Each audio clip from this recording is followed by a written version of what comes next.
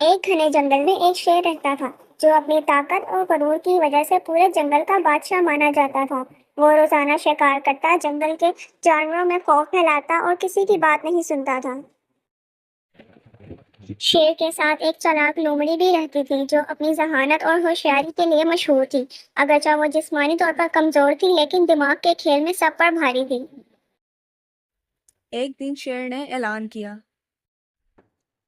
کہ اب سے جنگل کے تمام جانور ہر روز اسے ایک جانور تحفے کے طور پر بھیجا کریں گے تاکہ اسے شکار کے لیے محنت نہ کرنا پڑے۔ جانوروں کو مجبوراً اس کا حکم ماننا پڑا۔ سب سے پہلے دن ہرن آیا، دوسرے دن خرگوش، اور پھر ہر روز کوئی نہ کوئی جانور شیر کے کھانے کے طور پر بھیجا جاتا۔ جنگل میں خوف کا ماحول بن گیا تھا۔ لومڑی نے یہ سب دیکھا تو اسے بہت افسوس ہوا۔ وہ جانتی تھی کہ شیر اپنی طاقت کے نشے میں اندھا ہو گیا ہے اور اگر اسے نہ روکا گیا تو پورا جنگل خالی ہو جائے گا۔ اس نے ایک منصوبہ بنایا۔ ایک دن جب اس لومڑی کی باری آئی تو وہ شیر کے پاس دیر سے پہنچی۔ شیر غصے سے دھاڑنے لگا۔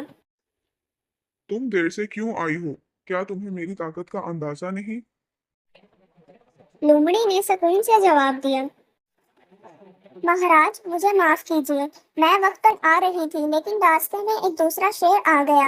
اس نے کہا کہ اب وہ اس جنگل کا بادشاہ ہے اور تمہیں چیلنج کرتا ہے۔ اس نے مجھے روکا اور کہا کہ وہی اصل بادشاہ ہے۔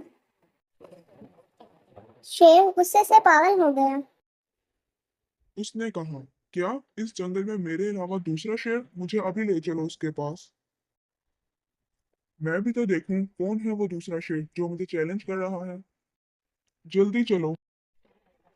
لومڑی اسے ایک گہرے دریا کے پاس لے گئی جو شفاف پانی سے بھرا ہوا تھا۔ اس نے کہا، وہ شیر اندر ہے، نیچے دیکھو۔ شیر نے دریا میں جھانکا، اسے اپنا ہی عکس نظر آیا۔ وہ سمجھا کہ یہی وہ دوسرا شیر ہے۔ غصے سے اس نے دریا میں چھلانگ لگا دی اور ڈوب کر ہلاک ہو گئے۔ جنگل کے تمام جانور خوش ہو گئے۔ انہوں نے لومڑی کا شکریہ ادا کیا اور اسے اپنا رہنما مان لیا۔